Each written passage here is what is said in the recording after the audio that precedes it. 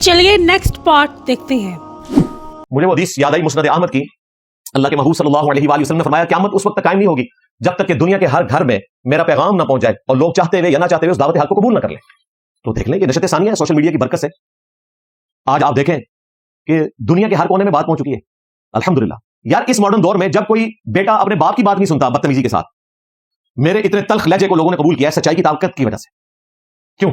लोगों को वाकई पता चला कि यार बात इसी पैशन से होनी चाहिए। दरसे कुरान तो बड़े लोग देते थे, लेकिन जब हमारे उस्ताद डॉक्टर इसरार साहब दरसे कुरान दिया करते थे राहिमहुल्लाह, तो उनका जो सीरियस लहजा डराने वाला उसी ने दुनिया में तब्दीली बर्पा की है। तो अल्लाह का शुक्र है ये रेनेसांस नशत सानिया इस्लाम की शुरू हो चुकी है अल्लाह के फजल से। और जिन लोगों को हर वक्त ये फिक्र लगी रहती है इन्वर्टेड कामर्स में कि इंजीनियर साहब बाहर निकल के स्टेडियम में क्यों नहीं आके खिताब करते, और आपको पता है कि उनका मकसद ये है कि जी कोई इस पे अपना गाजी चढ़ा देंगे, तो अकेडमी में क्यों बैठे रहते हैं? भाई मैं एक अकेडमी की एक कुर्सी पे बैठ के तुम्हारे बच्चों के मोबाइल में घुस गया हूं, मुझे क्या जरूरत है कि मैं जाके स्टेडियम में जाके कोई लेक्चर दूं? हमने कोई पॉलिटिकल जमात लॉन्च नहीं करनी है, कोई फिरका लॉन्च नहीं करना, कोई चंदा बुक लॉन्च नहीं करनी, तुम्हारे बुजुर्गों की तरह हमने कोई पीरी मुरीदी का सिस्टम स्टार्ट नहीं करना। ये तो खत्म नबूवत सल्लल्लाहु अलैहि वसल्लम की मुबारक दावत है, इसी तरीके से आगे चलेगी इंशाअल्लाह ताला। और रहे इन बाबों के मानने वाले और उनके जितने फ्रंट मैन है, बस उनकी मीम्स ही बनेगी इंशाअल्लाह ताला। इल्मी पॉइंट नंबर 4, वअतसिमू बिहब्लिल्लाहि जमीअन वला तफर्रकू। तुम सब के सब मिलकर अल्लाह की रस्सी यानी कुरान को मजबूती से पकड़ लो और फिरका वारियत में मत पड़ो। लोग कहते हैं नहीं जी वो हदीस है, नबी इस्लाम ने फरमाया जामे तिर्मिज़ी में, सुनन अबी दाऊद में उसकी सही सनद मौजूद है कि उम्मत में 73 फिरके बनेंगे। ये तो आप इस्लाम ने एक गैबी खबर दी थी, 73 फिरकों में बट जाएगी, 72 फिरके होंगे, एक जमात होगी अल जमा, वो फिरका नहीं होगी। साहबे किराम फिरका तो नहीं थे, अहलुल बैत फिरका तो नहीं थे, उनसे टूट के जो फिरक हुए वो फिरके। तो 73 टुकड़े बन गए, उनमें एक असल था, 72 जो है वो फिरकों में बांट के। तो कहते हैं नबी इस्लाम ने तो पहले फरमाया था भाई आपने डराया था कि तुमने इस सिस्टम का हिस्सा नहीं बनना। वो तो आपने ये भी फरमाया, सही मुस्लिम में हदीस है कि कुर्बे क़यामत में औरतें ऐसा लिबास पहनेंगी गोया कि नंगी नजर आएंगी। तो इसका क्या मतलब है? हम अपनी औरतों को बारीक और चुस्त लिबास पहनाना शुरू करते? नहीं, डराया गया है। इसी तरीके से ये फिरकों वाली जो हदीस है इसमें डराया गया है कि तुमने इस सिस्टम का हिस्सा नहीं बनना, तुमने कुरान को मजबूती से पकड़ना है और सुन्नत को पकड़ना उसी में शामिल है। वो अल मुस्तदरक लिल हाकिम हदीस है, हज्जतुल वदा के मौका पर नबी इस्लाम ने फरमाया था अपने बाद 2 चीजें छोड़ के जा रहा हूं, उनको मजबूती से पकड़ लोगे कभी गुमराह नहीं होगे, एक अल्लाह की किताब और दूसरे उसके रसूल की सुन्नत सल्लल्लाहु अलैहि वसल्लम। हालांकि आपके पास वो बाबे थे जो आप छोड़ भी सकते थे, वो ओरिजिनल बाबे थे, सैयदना अबू बकर उमर उस्मान अली रज़ियल्लाहु अन्हुम अजमईन व अलैहिस्सलाम अजमईन। लेकिन आपको पता था कि कुछ अरसे बाद इन्होंने भी दुनिया से चले जाना है, मैं वो चीज छोड़ के जाऊं जो क़यामत तक रहे, क्योंकि मेरी नबूवत क़यामत तक के लिए। तो आपका मोर्चा भी क़यामत तक के लिए महफूज, इन्ना नहनु नज़्ज़लना ज़िक्र व इन्ना लहु लहाफ़िज़ून। यानी कुरान पाक इस ज़िक्र को हमने नाज़िल किया और हम ही इसकी हिफाजत करने वाले हैं। और आप सल्लल्लाहु अलैहि वसल्लम की खत्म नबूवत की बरकत से उस कुरान की एक्सप्लेनेशन यानी कि सुन्नत और उसका रिटन रिकॉर्ड अहदीस की शक्ल में वो भी अल्लाह ताला ने क़यामत तक के लिए महफूज कर दिया।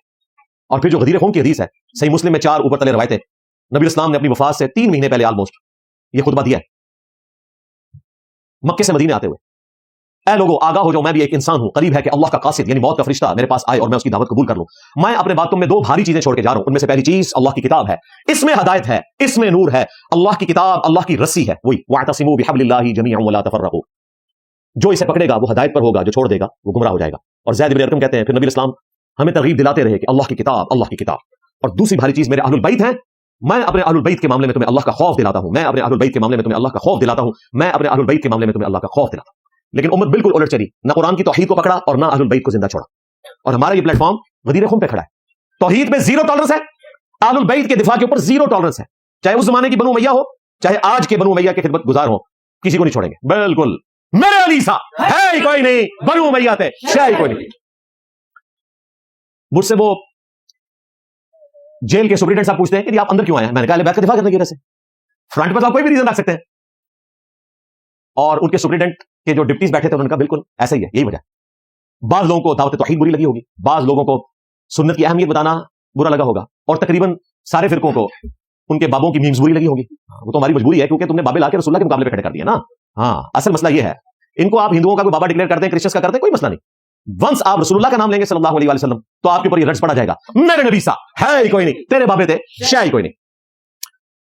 अल्हम्दुलिल्लाह अल्लाह तबारक व तआला ने इस दावत हक को पहुंचाया है पूरी दुनिया के अंदर। और वो जिनको घेर घार के हमारी हुकूमतें लाके ऑडिटोरियम में बिठा के तकरीरें करवाती हैं अपने हक के अंदर, उनकी औकात ही कोई नहीं आप देखें। और वहां वो बंदा भी था जो एक टीवी प्रोग्राम में कह रहा था जी 1500 उलमा के साथ बैठ के मैंने पैगाम पाकिस्तान लिखवाया। तो मैंने कहा पैगाम पाकिस्तान में क्या ये बात लिखी हुई है कि सारे फिरके मुसलमान है, बरेलवी देवबंदी अहले हदीस और शिया, ठीक है, कादियानियों के कुफर के ऊपर तो इजमाए उम्मत है, हनफी कादियानी, जी हाँ जाहिर है ये हनफियों का एक फिरका है ना। आप तो सारे मान गए कि वो हनफी थे। पहले कहते थे जो रफुल दैन शुरू करता है वो कादियानी हो जाता है, और कादियानी तो रफुल दैन करते नहीं है, वो हनफी है। हमारे तमाम स्टूडेंट्स जो है रुकू में जाते वक्त और रुकू से उठते वक्त रफुल दैन करते हैं, जो बुखारी मुस्लिम में लिखा है।